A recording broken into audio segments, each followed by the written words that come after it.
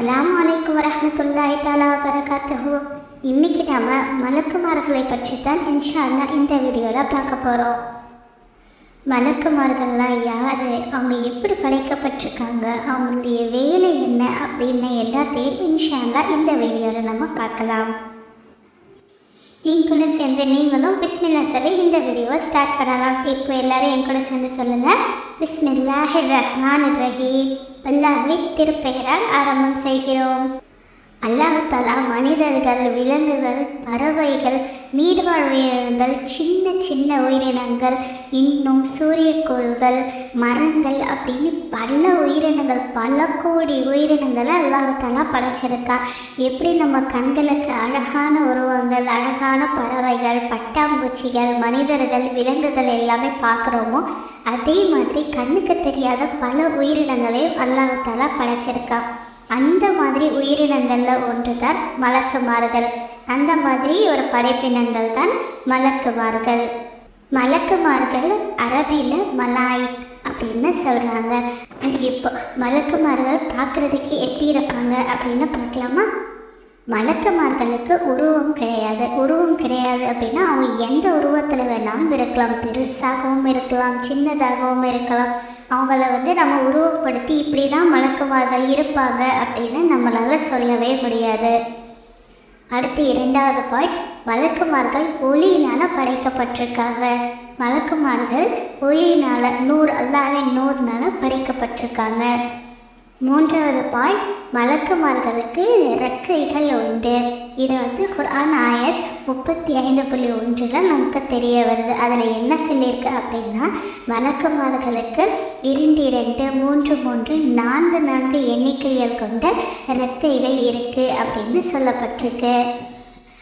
Okay, அப்போது மொத்தமாக எத்தனை மலக்குமார்கள் இருக்காங்க அப்படின்னு கேட்டிங்கன்னா அதுக்கு கவுண்டே கிடையாதுங்க. எத்தனை மலக்குமார்கள் இருக்காங்க அப்படின்னு அல்லாஹ் தஆலாவுக்கு மட்டும்தான் தெரியும். அது பல கோடியாக கூட இருக்கலாம். சரி, அடுத்து மலக்குமார்களுடைய வேலை என்ன அப்படின்னு பார்க்கலாமா? மலக்குமார்கள் சாப்பிட மாட்டாங்க, தூங்க மாட்டாங்க. அவங்களுக்குன்னு தனியாக எமோஷன்ஸ் கிடையாது. அவங்க எவ்வளவு வேலை செஞ்சாலும் டயர்டே ஆக மாட்டாங்க. தற்பெருமை, அதாவது நான் தான் இந்த காரியத்தை செஞ்சேன் அப்படிங்கிற ப்ரௌடே அவங்களுக்கு இருக்காது.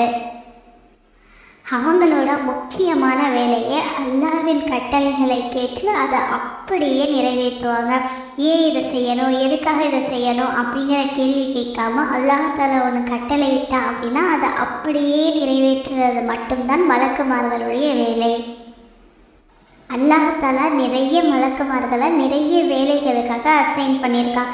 அதாவது இப்போ ஒரு குழந்தை பிறக்குது அப்படின்னா அந்த குழந்தையோடைய பாதுகாப்புக்கு, நமக்கு திடீர்னு கீழே விழறோம் அப்படின்னா நம்ம அல்லாஹ் காப்பாற்றணும் அப்படின்னு சொல்கிறோம்ல, அந்த மாதிரி காப்பாற்றுற சமயத்தில் மலக்குமார்களை அனுப்பி தான் நம்மளை அல்லாஹ் தஆலா காப்பாற்றுவோம்.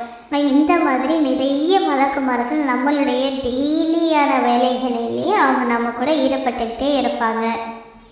இன்னும் சொல்லப்போனால் 2 மலக்குமார்கள் எப்போவுமே நம்ம ரைட் அண்ட் லெஃப்ட் ஷோல்டரில் உட்கார்ந்துட்டு இருப்பாங்க. அவங்களுடைய பேர் நாம் ஏற்கனவே இன்னொரு வீடியோவில் கூட சொல்லியிருக்கோம். கிராமன், காத்திபீன். கிராமன் வலது தொல்லையும் காத்திபீன் இடது தொல்லையும் அமர்ந்து கிராமன் நம்ம அன்னைக்கு செய்கிற நல்ல விஷயங்கள் எல்லாத்தையும் நோட் பண்ணிகிட்டே இருப்பாங்க. காத்திபீன் நம்ம செய்கிற கெட்ட விஷயங்கள் எல்லாத்தையும் நோட் பண்ணிக்கிட்டே இருப்பாங்க. இந்த மாதிரி 2 மலக்குமார்கள் நம்ம கூட எப்போவுமே இருந்துகிட்டே இருப்பாங்க. அடுத்து நம்ம பார்க்க போகிற முக்கியமான இன்னும் 2 மலக்குமார்கள் முன்கர் மற்றும் நக்கீர். முன்கர் மற்றும் நக்கீர் இவங்க 2 பேருடைய வேலை என்ன அப்படின்னா, நம்ம இறந்ததுக்கப்புறம் நம்ம ஹபருக்கு நம்மளுடைய கேள்வி கணக்குகளை ஸ்டார்ட் பண்ணுறது தான். நம்மக்கிட்ட கேட்பாங்க, உன்னுடைய இறைவன் யார், உன்னுடைய தூதர் யார் அப்படின்லாம் கேட்பாங்க. ஸோ அப்போ நம்ம பதில் சொல்லணும் அப்படின்னா இந்த உலகத்தில் நம்ம அல்லாஹ்வின் கட்டளைகளை சரியாக கடைப்பிடித்து வந்தால் மட்டும்தான் அவங்களுடைய கேள்விகளுக்கு நம்மளால் பதில் சொல்ல முடியும். மலக்குமார்கள்லேயே முக்கியமான 4 மலக்குமார்கள் இருக்காங்க. அவங்கள பற்றி கொஞ்சம் விரிவாக இப்போ நம்ம பார்க்கலாம். மலக்குமார்களில் முதல் முக்கியமான மலக்குமார் ஹஸ்ரத் ஜிப்ரீல் அலைஹிஸ்ஸலாம்.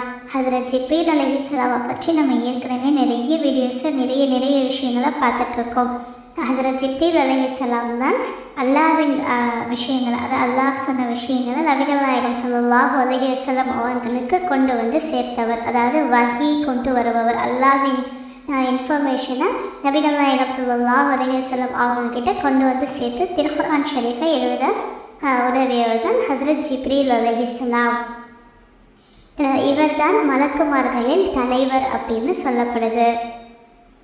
அடுத்து இரண்டாவது மலக்கு ஹஸ்ரத் மீகாயில் அலைஹிஸ்ஸலாம். ஹஸ்ரத் மீகாயில் அலைஹிஸ்ஸலாமுடைய வேலை என்ன அப்படின்னா மழை கொண்டு வர்றது. அல்லாஹ் தஆலா எங்கெல்லாம் கட்டளையிடுறாரோ அங்கே மழையும் காற்றும் கொண்டு வரும் வேலையை வந்து ஹஸ்ரத் மீகாயில் அலைஹிஸ்ஸலாம் அவங்க வந்து பண்ணிகிட்ருக்காங்க. அடுத்து ஹஸ்ரத் இஸ்ராயில் அலைஹிஸ்ஸலாம். அல்லாஹ் யாருடைய உயிரை கைப்பற்ற சொல்லி கட்டளை எழுறான்னா அவங்களுடைய உயிரை கைப்பற்றுறது தான் ஹஸ்ரத் இஸ்ராயில் அலைஹிஸ்ஸலாம் அவங்களுடைய வேலை. அடுத்து ஹஸ்ரத் இஸ்ராஃபில் அலைஹிஸ்ஸலாம். ஹஸ்ரத் இஸ்ராஃபில் அலைஹிஸ்ஸலாம் அவங்களுடைய வேலை என்ன அப்படின்னா கியாமத்து நாள் வரும் இல்லையா, அந்த கியாமத்து நாளில் சூர் ஊதி எழுப்புறது தான் ஹஸ்ரத் இஸ்ராஃபில் அலைஹிஸ்ஸலாம் அவங்களுடைய வேலை.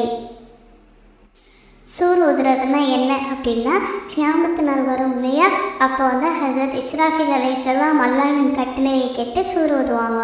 அப்போது அது வரைக்கும் மரணித்திருச்சிருந்த எல்லாருமே, அதாவது இப்போ கபறுகளில் அடக்கமாக இருக்கிறவங்க, அப்புறம் கியாமத்து நாள் வரை வந்து மரணிக்கிறவங்க எல்லாருமே எழுந்து நின்று எல்லாருமே நம்மளுடைய வாழ்க்கையில் நம்ம செஞ்ச நல்லது கெட்டதெல்லாம் கேள்வி கேட்க ஆரம்பிப்பார். ஸோ அந்த நேரத்தில் சூர் ஊதுறதுடைய வேலை வந்து ஹஸ்ரத் இஸ்ராஃபில் அலைஹிஸ்ஸலாம் அவங்களுடைய வேலை.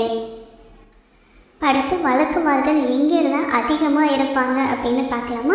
மலக்குமார்கள் அல்லாவின் திக்ரு நடக்கிற இடங்கள், அதாவது அல்லாவின் பேரை நம்ம சொல்லிட்டு இருக்கிற இடங்களில், தொழுற இடங்களில், மசூதிகளில், மதரசாக்கள்லாம் அதிகமாக இருப்பாங்க.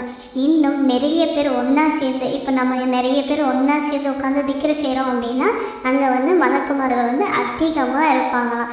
அப்போ அந்த நம்ம அதிகமாக எல்லோரும் சேர்ந்து திக்ரு செய்கிறவங்கள அந்த இடம்லாம் நட்சத்திரம் மாதிரி ஜொலிக்குமா. அல்லாஹ் தஆலா வந்து மலக்குமார்கள்ட்ட கேட்பானா அங்கே என்ன நடக்குது அப்படின்னு. அப்போ மலக்குமார்கள் சொல்லுவாங்க, உங்களுடைய திருப்பெயரை சொல்லி அவங்க எல்லாருமே திக்ரு செஞ்சிட்ருக்காங்க யா அல்லாஹ் அப்படின்னு சொல்லுவாங்க. அதற்கு அல்லாஹ் தஆலா சொல்லுவானா அவர்களுக்கு என்னென்ன தேவையோ அது எல்லாமே வந்து கொடுத்துருங்க அப்படின்னு சொல்லுவாங்க.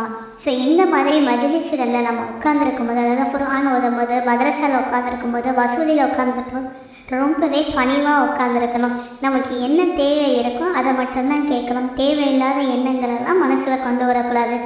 ஏன்னா மலக்குமார்கள் அந்த நம்மளை சூழ்ந்து நின்று ஆமீன் ஆமீன்னு சொல்லிகிட்டே இருப்பாங்களாம். அடுத்து மலக்குமார்கள் எங்கேலாம் வரமாட்டாங்க அப்படின்னா உருவப்படங்கள் போட்டு நம்ம வீட்டில் தான் பெருசாக மாட்டி வச்சதுனாலாம் அந்த இடத்துக்கு மலக்குமார்கள் வரமாட்டாங்க. நம்மளுடைய ஃபோட்டோஸாக இருக்கட்டும், உருவங்கள் போட்டு எந்த படத்தை நம்ம மாட்டியிருந்தாலும் அங்கே மலக்குமார்கள் வரமாட்டாங்க. அப்புறம் செல்ல பிராணிகளான நாய் வளர்க்குறவங்க வீட்டுக்கும் மலக்குமார்கள் வரமாட்டாங்க. அப்புறம் மலக்குமார்கள் யாருக்காகலாம் துவா கேட்பாங்க அப்படின்னா அசான் சத்தம் கேட்ட உடனே தொழுகைக்காக ரெடி ஆகுறாங்க இல்லையா, அவங்களுக்காக மலக்குமார்கள் அதிகமாக துவா செய்வாங்களாம். அது மட்டும் இல்லாமல் தொழுகை முடிச்சுட்டு கொஞ்ச நேரம் நம்ம வந்து அந்த முசல்லாலே நம்ம ஜானி மாஸ்லேயே உட்காந்து அல்லாஹ்கிட்ட துவா கேட்போம் இல்லையா. நம்ம தொழுகையை முடிச்சுட்டு எவ்வளவு நேரம் அந்த ஜானி மாஸில் உட்காந்துருக்கோமோ அவ்வளவு நேரமும் மலக்குமார்கள் நம்மளை சூழ்ந்து நின்று நம்ம துவாக்களுக்கு ஆமீன்னு சொல்லிகிட்டே இருப்பாங்களாம். நம்ம மற்றவங்களுக்காக துவா கேட்குறோன்னா அப்போ மலக்குமார்கள் சொல்லுவாங்க, யாரெல்லாம் அவங்களுக்கு கேட்டது மாதிரி நீங்கள் இவங்களுக்கும் செஞ்சு கொடுத்துருங்க அப்படின்னு கேட்பாங்க. இப்போ சப்போஸ் நம்ம ஃப்ரெண்டு வந்து ரொம்ப கஷ்டப்படுறாங்க அப்படின்னு நமக்கு தெரியுது, அவங்க நம்மக்கிட்ட சொல்லாமலே யாரெல்லாம் என்னுடைய ஃப்ரெண்டு இந்த மாதிரி கஷ்டப்படுறாங்க அவங்களுக்காக நான் துவா செய்கிறேன் அப்படின்னு நீங்கள் துவா செஞ்சிங்கன்னா நல்லா மலக்குமார்கள் சொல்லுவாங்க, யாருன்னு இவங்களுடைய கஷ்டத்தையும் அந்த மாதிரி நீ லேசாக்கி கொடுத்துடு அப்படின்னு சொல்லுவாங்க. அதனால் நம்ம அதிகமாக இன்ஷால்லாஹ் மற்றவங்களுக்காகவும் துவா செய்யணும். அது மட்டும் இல்லாமல் அதிகாலை வைகறை பொழுதில் 2 மலக்குமார்கள் பூமிக்கு வருவாங்களாம். அவங்க வந்து யாரெல்லாம் சதகா கொடுக்குறாங்க அப்படின்னு பார்ப்பாங்க. அதாவது தன்னிக்கிட்ட இருக்கிற பொருட்களில் ஏழைகளுக்கு கொடுத்து உதவுறது யாரெல்லாம் கொடுக்குறாங்க அப்படின்னு பார்த்துட்டு அவங்களுக்காகவும் மலக்குமார்கள் வந்து துவா செய்வாங்களாம். அவங்கள வந்து ஆபத்து கண்ணிலிருந்து பாதுகாக்கிறதுக்காக துவா செய்வாங்களாம். ஸோ நம்ம இனிமேல் என்ன செய்யணும், நம்ம எப்போவுமே நல்ல வார்த்தைகளையே பேசணும், நல்ல விஷயங்களையே செய்யணும். ஏன்னா நம்மளை சுற்றி இருக்கிற மலக்குமார்கள் ஆமீன் ஆமீன் அப்படின்னு சொல்லிகிட்டே இருப்பாங்க. இன்னும் நம்ம செய்கிற கெட்ட விஷயங்களையும் மலக்குமார்கள் நாளைக்கு மறுமையில் நின்று சாட்சி சொல்லுவாங்க. நல்லா இவன் இந்த கெட்ட விஷயத்த செஞ்சான் நான் பார்த்தேன் அப்படின்னு சாட்சி சொல்லுவாங்க.